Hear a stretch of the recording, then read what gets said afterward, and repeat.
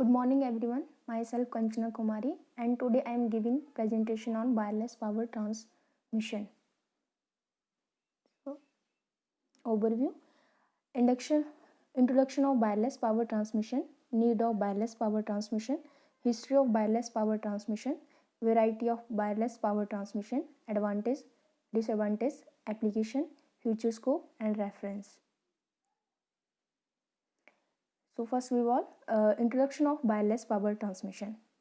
Wireless power transmission is efficient transmission of electrical power from one point to another through vacuum or an atmosphere without the use of wire or any other substance. Wireless power transmission can transport power to locations which are otherwise not possible or impractical to reach. Need of wireless power transmission. It is reliable, environment sound, efficient, low maintenance cost, can be used for short range or long range. History of wireless power transmission. In 1897, Nikola Tesla, pioneer of induction technique, has a vision of world wireless system. A 187 feet tall tower was built to broadcast energy so that all people can have access to free energy. He managed to light 200 lamps from a distance of 40 km. Variety of wireless power transmission. Wireless power transmission has two types, near field technique or far field technique. And near field technique are also of two types, inductive coupling and resonant inductive coupling. Far field technique also two type, microwave power transmission and laser power transmission. So first of all, inductive coupling. Inductive coupling in inductive coupling, primary or secondary coil are not connected with wires. Energy transfer is due to mutual inductance. Example of transformer, wireless charging pad, electrical brushes. On a wireless charging pad, the device are to be kept, battery will be automatically charged. The charging pad, it is primary coil, and the device, that is secondary coil, have to be kept very near to each other. It is preferred because it is comfortable and less use of wire. Next is resonant inductive coupling. Resonant inductive coupling, it is a combination of inductive coupling and resonance. Resonance make two objects interact very strongly. Inductance induce current. Advantage of near field technique. No wire, no e-waste, no for need for battery eliminated, efficient energy transfer using RIC. Maintenance cost is less. Disadvantage of for near field technique. Distance constraint, field strength have to under safety level, initially cost is high. And next is for field energy transfer. It aims at high power transfer.